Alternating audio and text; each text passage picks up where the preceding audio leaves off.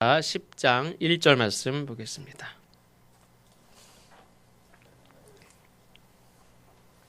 에스라 10장 1절 말씀 보겠습니다. 다 같이 한 목소리로 봉독하겠습니다. 에스라가 하나님의 성전 앞에 엎드려 울며 기도하여 죄를 자복할 때에 많은 백성이 크게 통곡하며 이스라엘 중에서 백성의 남녀와 어린아이의 큰 무리가 그 앞에 모인지라. 아멘. 이 성경 66권은 정확하게 시대적인 순서에 따라서 편집된 것은 아니지만 어느 정도 그런 면이 있기 때문에 올해 주일 설교를 이제 창세기를 시작으로 해서 지난주에는 역대하 말씀, 그리고 오늘은 그 다음 에스라 말씀을 통해서 하나님의 역사, 하나님의 특별히 구원 역사가 어떻게 진행되는지 시대를 따라서 살펴보고 있습니다. 이 다윗에 의해서 이스라엘의 12지파가 하나의 나라로 통일이 되었다면 이스라엘은 BC 922년 몇 대를 지나지도 않는 거죠. 그 다음 아들 솔로몬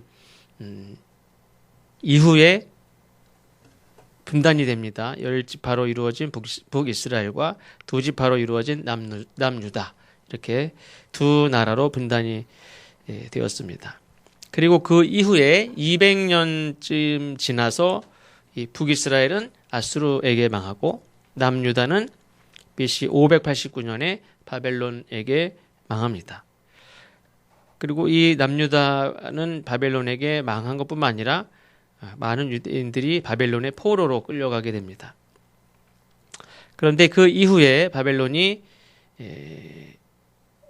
유다를 멸망시킨 이후 50년 만에 바벨론이 또 페르시아라는 제국에게 멸망을 당합니다. 유다를 점령한 나라가 바벨론인데 그 바벨론이 50년 후에는 페르시아라는 제국에 의해서 멸망을 당하는데 그 바벨론을 멸망시킨 페르시아의 왕이 고레스라는 왕입니다. 그런데 신기한 것은 이 바벨론을 멸망시킨 페르시아, 성경에서는 바사 제국이라고 나옵니다. 바사 제국의 왕 고레스가 전에 바벨론의 포로였던 유다 백성들에게 아주 호의를 베풉니다. 아주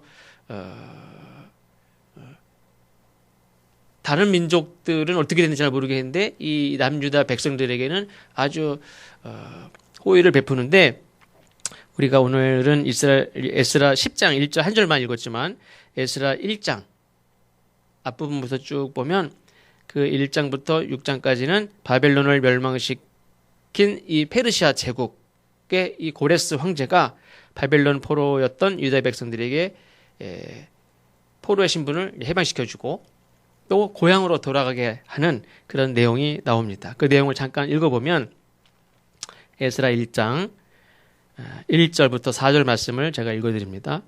바사왕 고레스 원년에 여호와께서 예레미야의 입을 통하여 하신 말씀을 이루게 하시려고 바사왕 고레스의 마음을 감동시키심에 그가 온 나라에 공포도 하고 조소도 내려 이르되, 바사왕 고레스는 말하노니 하늘의 하나님 여호와께서 세상 모든 나라를 내게 주셨고 나에게 명령하사 유다 예루살렘에 성전을 건축하라 하셨나니 이스라엘의 하나님은 참 신이시라. 너희 중에 그의 백성된 자는 다 유다 예루살렘으로 올라가서 이스라엘의 하나님 여호와의 성전을 건축하라. 그는 예루살렘에 계신 하나님이시라.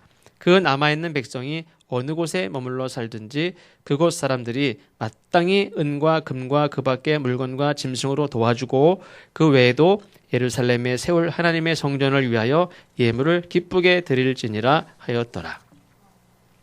페르시아의 고레스 왕, 페르시아는 지금의 이란의 조상들이죠.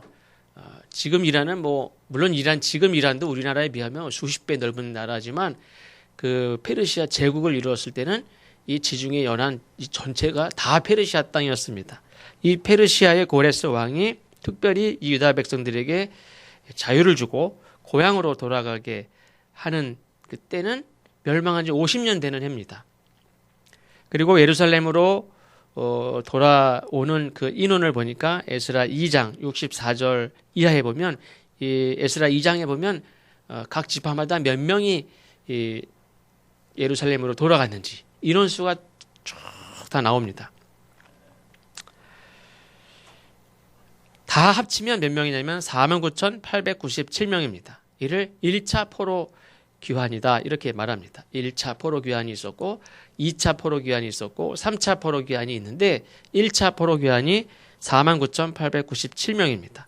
그런데 여기서 신기한 것은 이 역사를 이제 에스라 학자이기도 하고 제사장이기도 한데 이 학자가 1차 포로 귀환에 각 지파마다 어떤 사람들이 몇 명이 갔는지를 다 기록하고 어떻게 해서 이런 일들이 이루어졌는지를 기록하는데 그 첫 내용이 아까 읽은 에스라 1장 1절 고레스 왕이 바빌론을 멸망시키고 유다 백성들에게 다 포로 신분을 해방시켜주고 예루살렘에 성전 건축을 하라고 보내주는 그 역사를 기록하고 있는데 신기한 것은 아까도 말씀드린 대로 바벨론을 멸망시킨 이 페르시아 바사의 고레스 왕이 바벨론에게 멸망하여 포로가 돼서 잡혀온 그 포로들을 이제 보내는데 처음 잡아온 포로가 몇 명이냐면 바벨론으로 끌려간 포로가 몇 명이냐면 4,600명입니다. 예레미야 52장 30절에 보면 30절에 보면 예레미야 52장 30절에 보면 총 합계가 나오는데 합계가 4,600명이다 이렇게 나옵니다. 그 앞에 말씀 보면 몇 명 각 지파마다 끌려간 숫자가 쭉 나오는데 총 4,600명이 포로가 바벨론으로 끌려갑니다. 그 4,600명과 50년 동안 살면서 가족이 드러났지 않겠습니까? 근데 그 가족의 포로의 신분, 포로라는 그런 신분만 해방시켜줘도 특별한 일이죠. 굉장히 놀라운 일입니다. 사실 페르시아 제국이 다스리는 나라가 수십 개 민족, 수백 개 민족이 있는데 그 각 바벨론도 큰 이 지중해 연안을 다스렸던 제국이죠. 근데 그 바벨론 제국 하에 포로가 됐던 그 민족들이 얼마나 많습니까? 근데 유다 민족에게 포로를 자유하게 하신 것만도 굉장히 놀라운 일인데 앞에서 고레스 왕의 조서에서도 나오듯이 유다 백성들에게는 이 포로의 신분에서 해방시켜 주시는 것뿐만 아니라 모든 사람들을 고향으로 돌아가게 합니다. 또 그뿐만 아니라 고향에 돌아가서 예루살렘 성전을 건축하라고 허락해 줄 뿐만 아니라 어떻게 보면 이제 종교의 자유를 준 거라고도 볼 수 있습니다. 근데 종교의 자유를 준 것뿐만 아니라 고향으로 다 돌아가도 좋다고 허락해 준 것뿐만 아니라 성전을 건축하는 데 필요한 재정적인 뒷받침을 다 해줍니다. 그리고 무엇보다 유다 백성들이 섬기는 그 하나님을 고레스 왕이 참신이다 이렇게 조서에서 그렇게 언급을 합니다. 성경을 다시 읽어보면 하늘의 하나님 여호와께서 세상 모든 나라를 내게 주셨고 고레스 왕이 뭐라고 합니까? 이 바벨론을 점령하고 이 지중해 연안의 모든 민족을 다 차지하고 나서 무슨 말을 하냐면 이 모든 세상의 모든 나라를 내게 주셨는데 누가 줬다고 얘기합니까? 하늘의 하나님이 내게 줬다 이렇게 고백합니다. 그리고 그분이 나에게 명령을 했는데 뭐냐면 유다 예루살렘에 성전을 건축하라 하셨다. 유다를 멸망시켰던 바벨론을 멸망시키면서 바벨론을 차지했던 땅에 훨씬 더 넓은 땅을 차지한 고레스가 그 땅을 차지하고 뭐라고 하냐면 하나님께서 이 모든 나라를 내게 주셨다. 그리고 그분이 명령하사 유다 예루살렘 성전을 건축하라 하셨다. 이렇게 말을 합니다. 근데 어떤 역사가들은 이 페르시아 제국의 입장에서 가나안 땅, 지금의 이 팔레스틴 땅은 지정학적으로 이 아프리카 대륙과 지금의 유럽, 아시아의 길목입니다. 이 길목에 살고 있던 이 유다 백성들에게 호의를 베풀어서 고향으로 돌려보내서 그 길목을 든든히 지키는 수문장 역할을 사실 요구한 거나 마찬가지다. 이렇게 얘기하는 사람들도 있습니다. 그러나 당시 고레스 왕이 인정하는 이 에스라 학사에 대해서 고레스 왕이 인정하는 이 에스라는 어떻게 그 사건을 기록을 하냐면 하나님께서 고레스 왕의 마음을 감동시켰다. 이건 고레스 왕이 이렇게 지도를 펼쳐놓고 보니까 이 유다 땅, 아프리카 대륙과 유럽과 이 아시아 그 길목을 에서 살고 있는 유다 백성들이 여기서 잘 지켜주는 게 정치적으로 좋겠다. 그렇게 해서 그 사람들 보낸 게 아니라 하나님의 마음, 하나님이 이 고레스 왕의 마음을 감동시키시고 그 마음을 움직이신 것이다. 이렇게 말씀하고 있습니다. 그러니까 똑같은 사건을 어떻게 보면 이스라엘의 역사는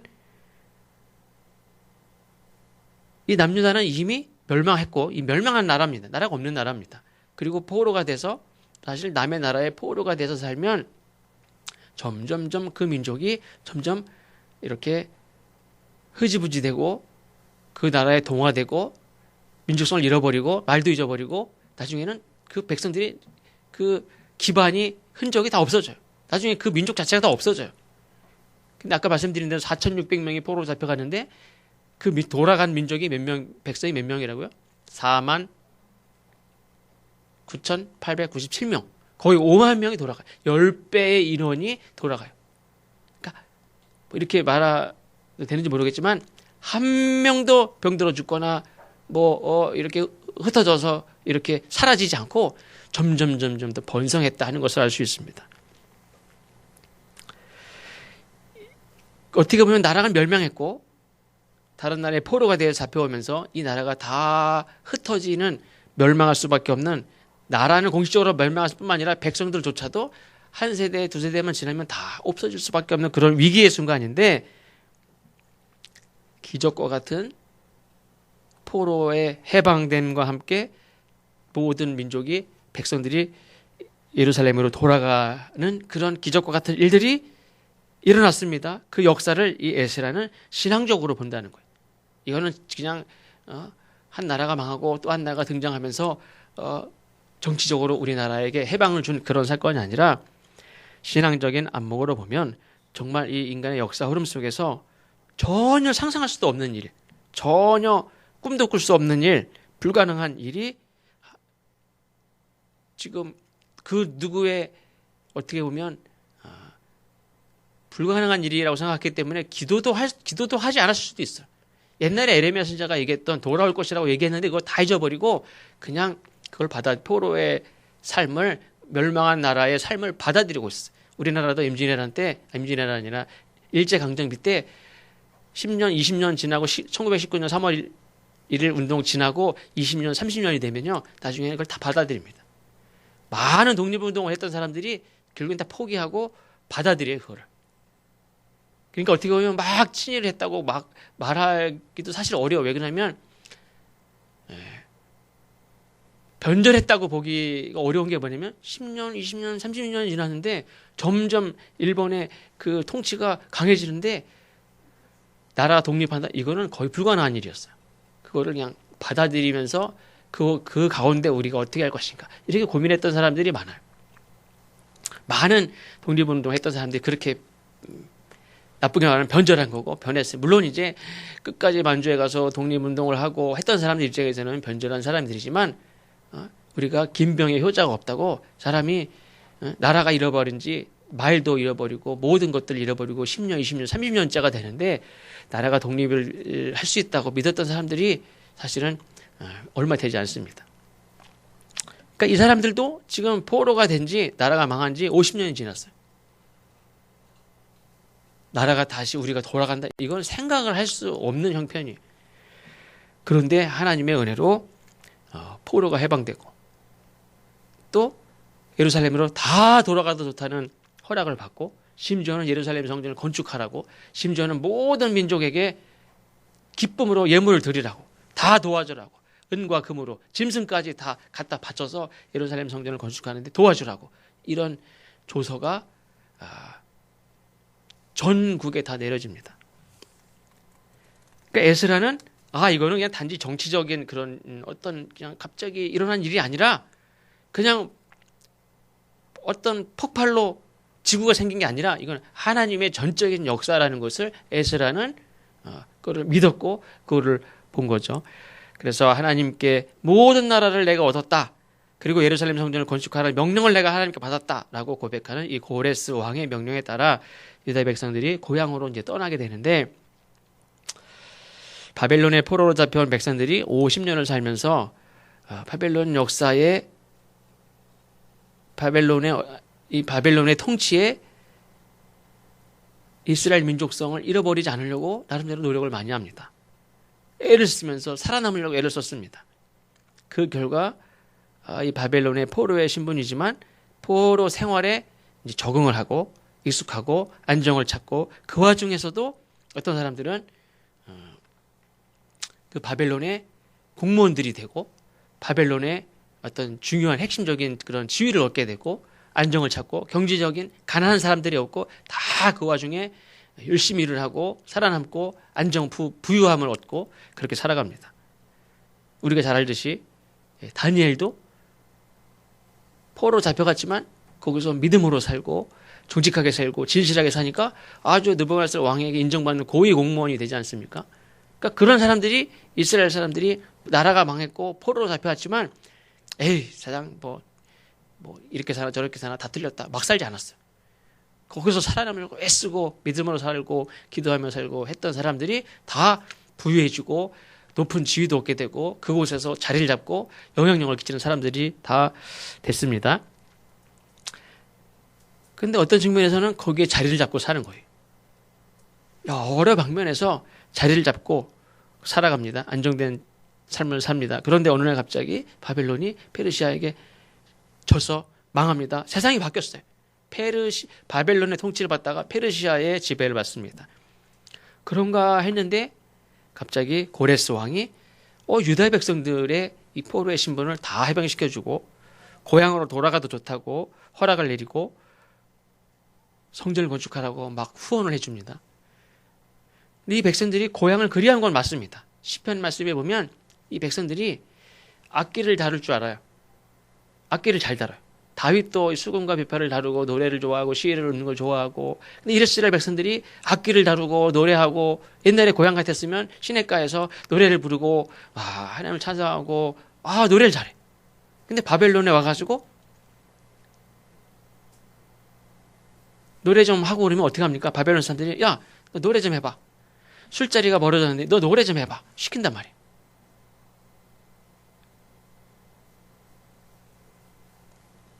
내가 지금 이 바벨론 시냇가에서 버들가지를, 여기 노래가 흥겹고 잔치가 있는데 여기서 내가 지금 저 사람들 흥을 돋는 노래나 하게 생겼습니까?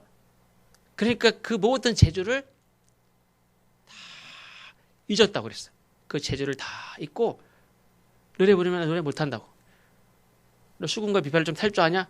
전 못한다고. 내 재주가 썩는 한이 있어도 내가 거기서 노래 부를 입장이 아니잖아요. 그러면서 내가 그 고향에서 하나님을 찬양하고 노래하고 했던 그것을, 그때를 그리워하는 거예요. 그 시냇가에서 바벨론에서 고향을 생각하면서 옛날에 그렇게 잘 부르고 잘 연주했던 그 악기들 여기서는 다 갖다 버렸어요. 안 불러요. 악기 연주 안 해.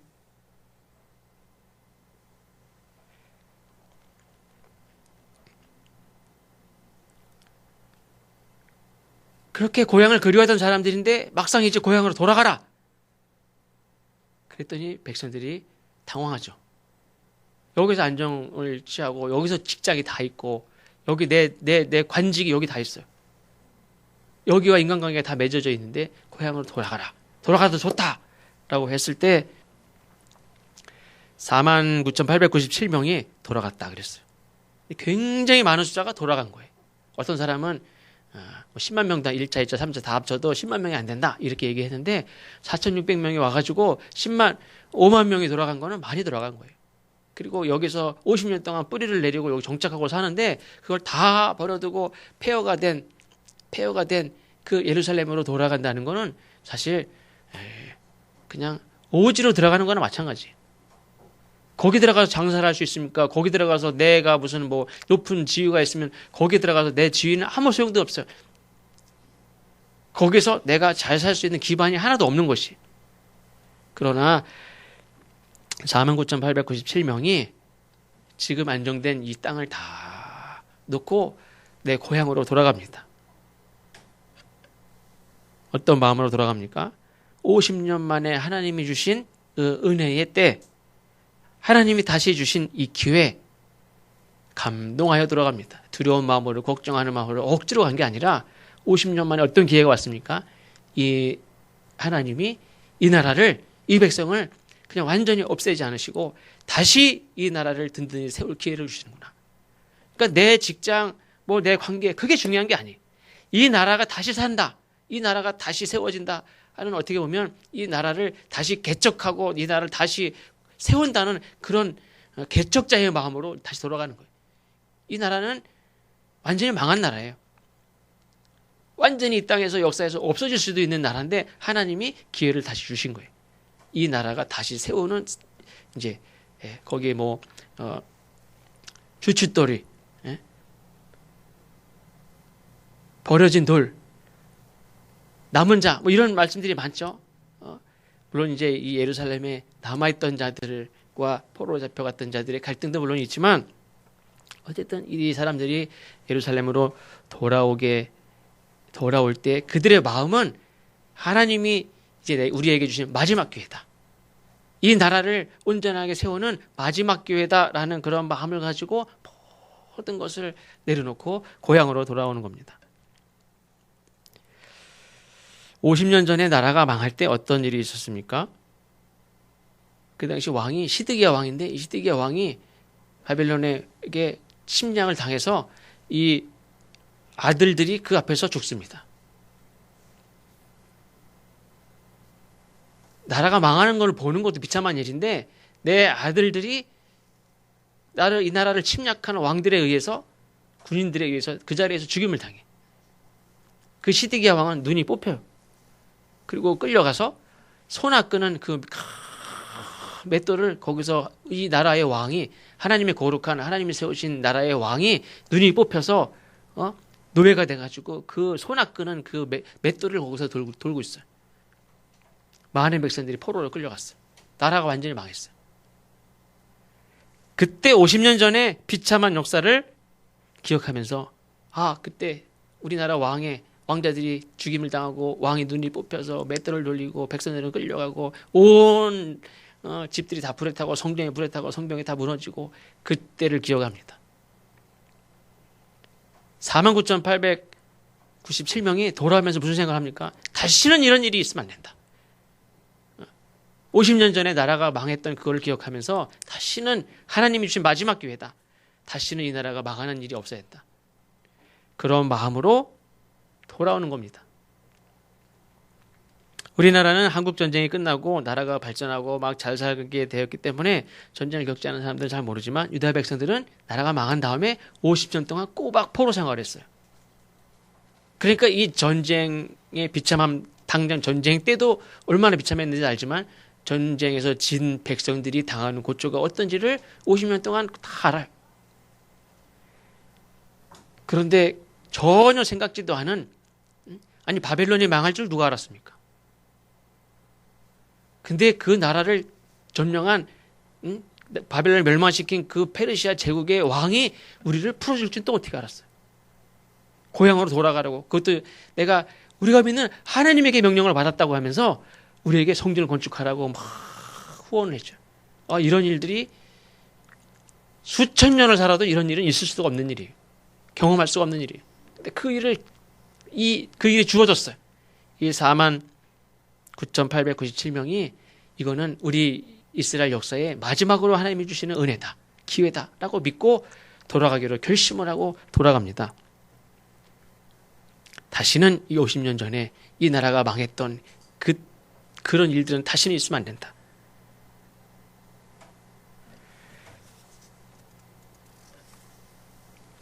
다시는 우리의 후손들이 하나님을 떠나 예배를 소홀히 하거나 우상을 숭배하는 일은 없을 것이다. 반드시 우리 후손들은 무너진 성전을 다시 건축하고, 전에 말씀드렸죠. 성전의 문이, 요시야 왕이 성전의 문을 열었다고 그랬어요. 오랫동안 성전의 문이 닫혀 있었어요. 수십 년 동안. 유월절을 지킨 지 너무 기억도 안 나요. 예배 절기를 지킨 적도 없고 성전의 문은 닫혔어요.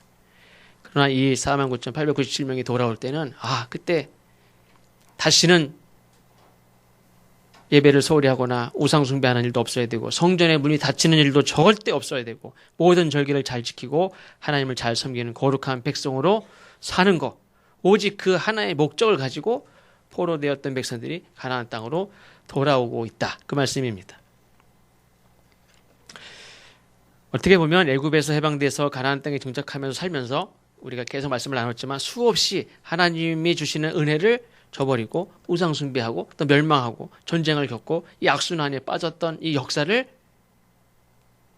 이제는 반드시 끊어내야 된다 하는 그런 마음으로 이제 예루살렘으로 돌아가고 있다, 그런 말씀입니다. 에스라 1장 이하에서는 아까 1차 포로 귀환에 대한 말씀이라고 그랬죠.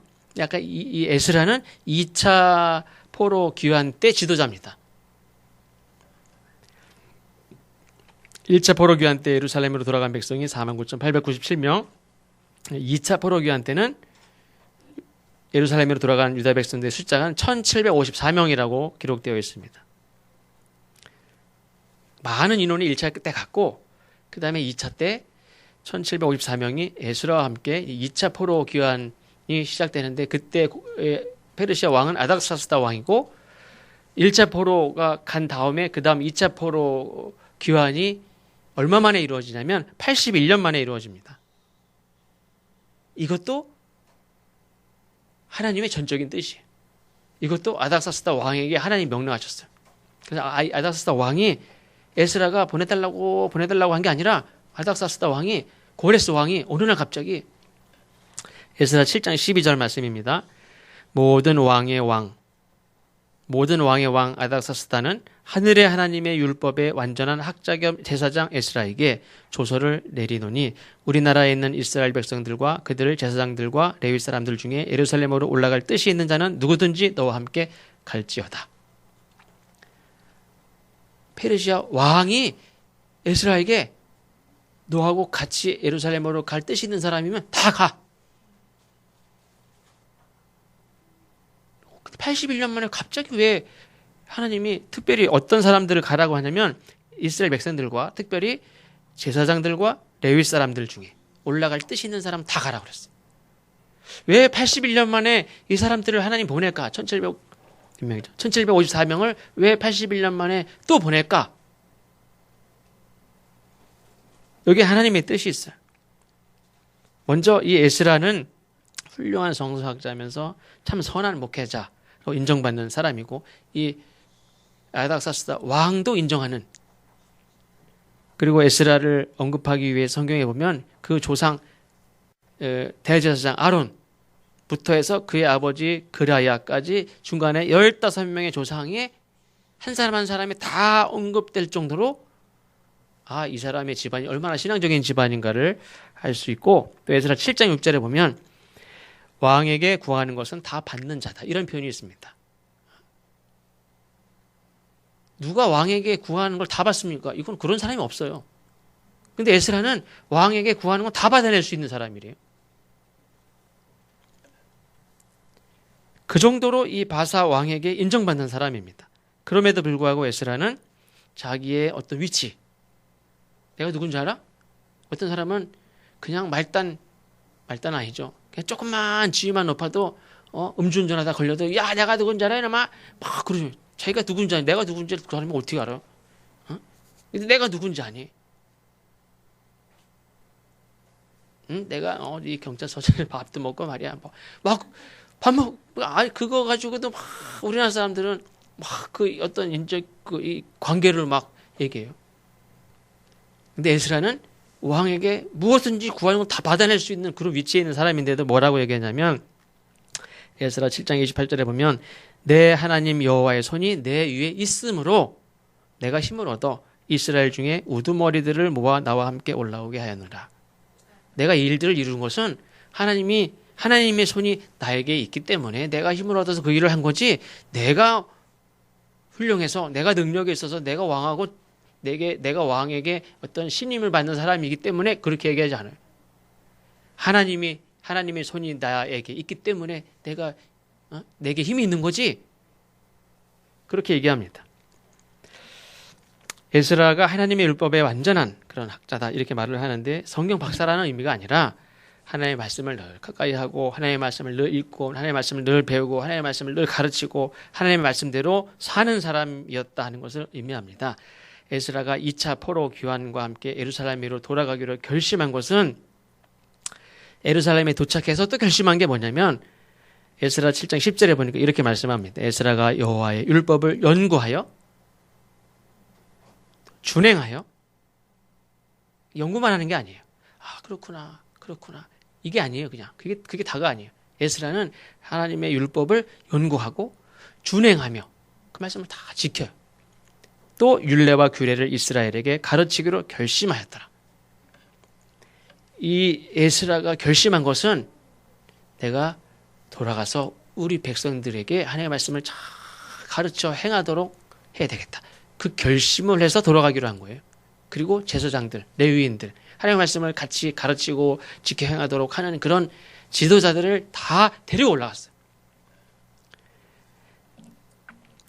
느헤미야 8장 이때 에스라가 돌아가서 예루살렘 백성들에게 하나님의 말씀을 가르쳐 낭독하고 가르쳐서 깨닫게 하고 했던 일들을 느헤미야에도 보면 나옵니다. 느헤미야 8장 1절에 보면 이스라엘 자손이 자기들의 성읍에 거주하였더니 7째 달에 이르러 모든 백성이 일제히 수문 앞 광장에 모여 학사 에스라에게 여호와께서 이스라엘에게 명령하신 모세 율법을 가져오기를 청하매 7째 달 초하루에 제사장 에스라가 율법책을 가지고 회중 앞 곧 남자나 여자나 알아들을 만한 모든 사람 앞에 이르러 수문 앞 광장에서 새벽부터 정오까지 남자나 여자나 알아들을 만한 모든 사람 앞에서 읽음에 뭇 백성이 그 율법책에 귀를 기울이는데 5절 말씀 에스라가 모든 백성 위에 서서 그들 목전에 책을 펼 때에 모든 백성이 일어서니라. 에스라가 위대하신 하나님 여호와를 송축하며 모든 백성이 손을 들고 아멘 아멘 하고 응답하고 몸을 굽혀 얼굴을 땅에 대고 여호와께 경배하니라. 8절 하나님의 율법책을 낭독하고 그 뜻을 해석하여 백성에게 그 낭독하는 것을 다 깨닫게 하니 백성이 율법의 말씀을 듣고 다 우는지라. 포로가 되었다 돌아온 백성들, 폐허가 된 그 땅, 나라의 주권을 잃어버린 그 땅에서 포로로 살면서 겪었던 그런 많은 그런 지난 50년간의 세월도 있습니다. 그리고 지금 에스라가 돌아온 거는 1차 포로 귀환 이후 81년이니까 포로가 됐다 돌아온 사람은 다 죽었을 거예요.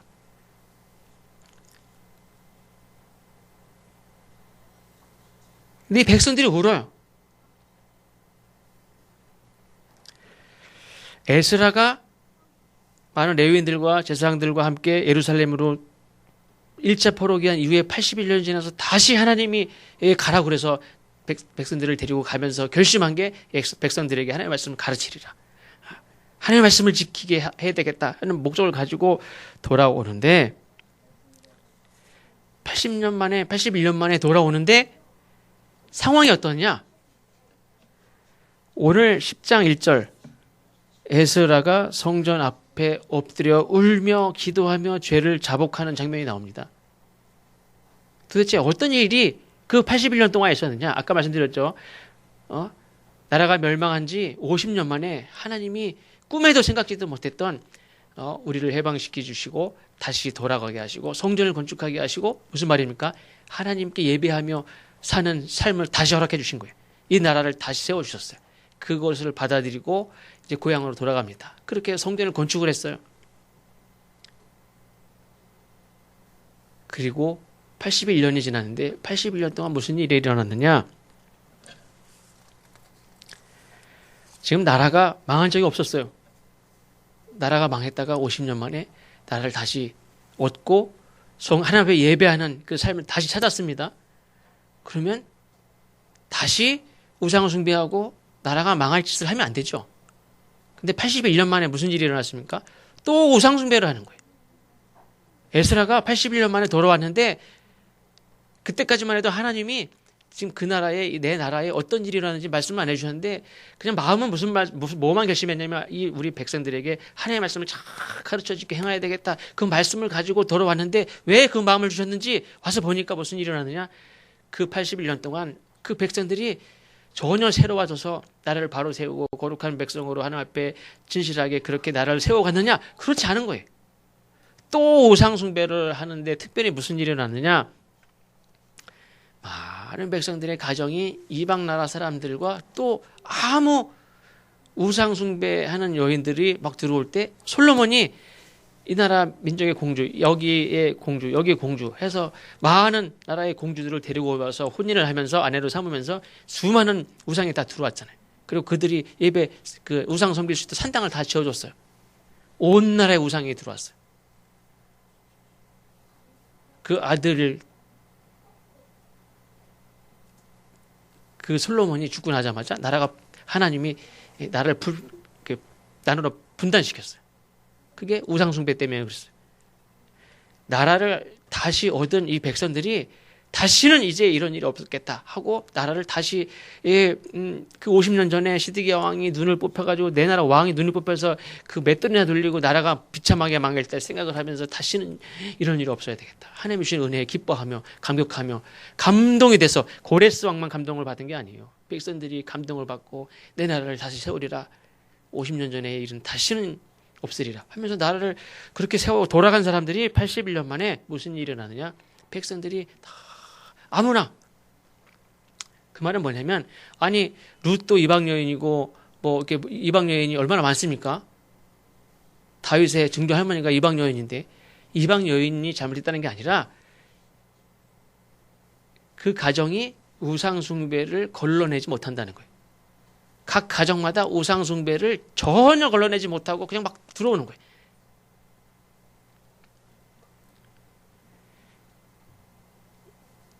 가정이 우선순위에 있어서 신앙은 저 뒷전을 밀고 그냥 결혼해서 사는 거, 먹고 사는 거 이거에 그러니까 그 소돔과 고모라가 망할 때 죄악이 관영할 노아 시대 때 먹고 마시고 시집가고 장가가는 일에 빠져 있었죠. 그게 나쁜 일입니까? 나쁜 일이 아니에요.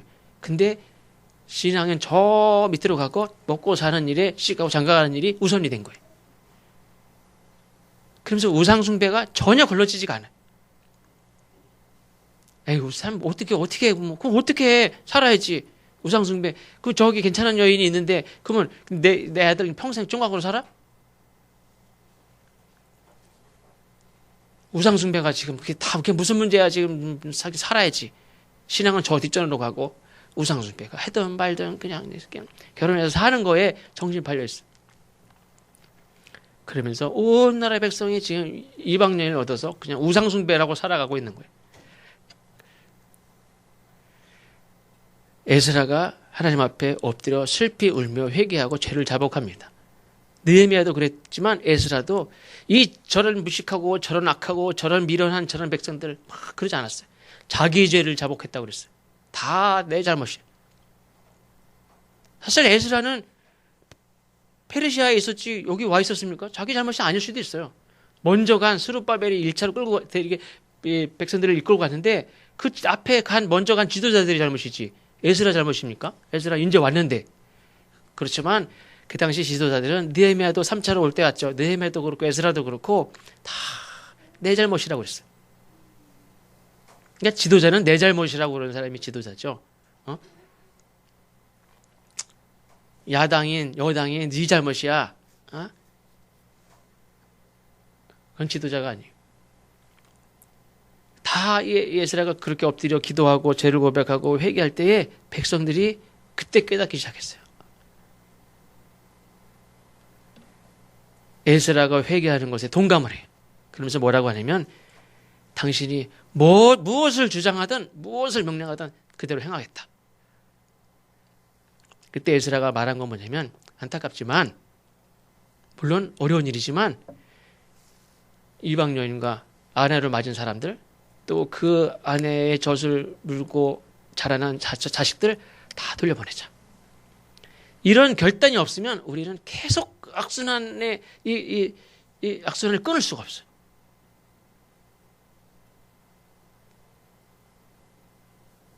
그래도 내 아내고 그래도 내 자식인데 어떻게 돌려보냅니까? 그러나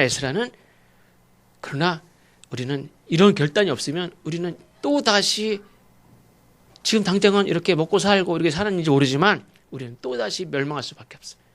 우리 악순환을 끊어야 돼. 그래서 아내를 다 자식들을 다 돌려보내자라고 했을 때 모든 백성들이 거기에 아멘합니다.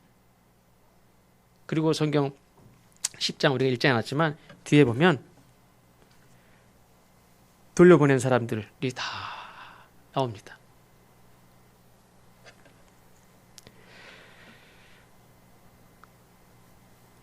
에스라 입을 통해서 하나님의 말씀을, 사실은 이 10장 말씀은 에스라가 와가지고 하나님의 말씀을 가르치고 뭐 이렇게 하다가 나중에 들은 얘기예요. 이 백성들이 다 우상을 숭배하는 이방 여인들과 결혼해서 우상을 섬기고 있다는 얘기를 나중에 듣게 됐어요.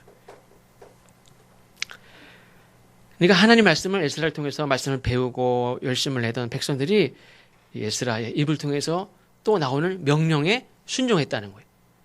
그러니까 이 백성들이 에스라가 와가지고 하나님의 말씀을 가르치고 아까 7장 말씀에서 말씀을 가르치는 백성들이 울어요. 에스라의 말씀에 공감하고 울며 회개하는 그 백성들이 8장, 9장, 10장 에스라가 결단을 요구할 때 백성들이 하나님의 말씀을 배우던 제가 볼 땐 그래요. 하나님의 말씀을 배우고 회개하던 자들이 어떤 순간에 명령하니까 백성들이 그 말씀에 순종하는 거예요. 하나님의 말씀을 배우던 자들이 하나님이 명령할 때 그 말씀에도 순종하는 거지, 어느 날 갑자기 막 하면 막 대들어요. 돌 들고 죽이려고 덤벼요. 이게 뭐 다른 나라가 아니야. 하나님의 백성들이 모세의 말씀에, 선지자들의 말씀에 하나님이 세우신 왕인데도 네가 무슨 우리의 모사야? 네가 무슨 지도자로 세워서 언제? 그리고 돌 들어서 막 죽였어요. 다. 그게 다 하나님의 백성들이 한 짓이에요. 근데 이 백성들이 지금 어떻습니까? 에스라의 말씀에 잘 배우던 백성들이, 울며 회개하던 백성들이 결단을 요구하는 에스라의 또 이 말씀에 다시는 이런 악순환을 이어갈 수 없다, 끊어야 된다 하는 그런 마음을 가지고 에스라의 명령에 순종하는 모습을 볼 수가 있습니다. 거룩한 백성으로 사는 것은 우리가 인생에서 분명히 옳지 않은 것임을 알면서도 행하는 일들, 마땅히 행해야 되는 일임에도 불구하고 행하지 않는 것들도 있죠. 악순환을 끊어내기 위해서는 우리가 말씀을 듣고 그렇구나, 그것에 그치는 게 아니라 버릴 것을 버리고 끊어야 될 것을 끊어내는 그런 결단이 분명히 있어야 그 위에 나라가 세워지기도 하고 가정이 세워지기도 하고 우리의 인생의 미래가 세워지는 거지, 감동받는다고 세워지는 게 아니에요. 배운다고 안다고 세워지는 게 아니에요. 우리가 이 에스라의 명령에 모든 백성들이 울며 그 순종했듯이 우리가 우리의 삶 속에 하나님이 주신 은혜를 지금 입었지 않습니까? 전혀 우리의 노력과 상관없이 하나님이 주신 이 나라를 새롭게 세우시는 하나님의 은혜가 주어졌는데, 그 은혜가 되게 누리고 살려면은 우리가 끊어낼 것을 끊어내고 악순환을 분명히 우리 스스로 끊어내는 그런 결단이 있어야 될 줄로 믿습니다. 기도하겠습니다. 하나님 감사합니다. 하나님께서는 이스라엘 백성들에게 저들이 어떤 수고도 하지 않고 노력도 하지 않았지만 저들에게 다시금 하나님의 거룩한 나라의 첫 시작을 일구는 백성으로 하나님이 은혜를 베푸셨습니다. 그 백성들이 그러나 80년도 지나지 않아서 또 우상숭배라는 악순환이 시작될 때에 에스라는 하나님의 말씀을 전하며 그들에게 그 악순환을 끊어내는 회개를 요구했습니다. 하나님, 그 백성들이 그 명령에 순종했습니다. 하나님, 우리의 삶이 복된 생명의 삶이 되기 위해서는 하나님이 자꾸 계속해서 새로운 삶을 주어야만 되는 것이 아니라 하나님이 주신 그 은혜를 우리가 결단하며 또 우리가 그 악순환을 끊어내는 결단이 있어야 될 줄로 믿사오니, 하나님, 우리의 삶이 그런 악순환 가운데에서 반복되는 삶이 되지 않게 하시고 회개하며 우리의 삶을 하나님 앞에 끊어낼 것을 끊어냄으로 하나님 앞에 드리는 우리의 삶이 될 수 있도록 주님 인도하여 주옵소서. 예수님의 이름으로 감사하며 기도하옵나이다. 아멘.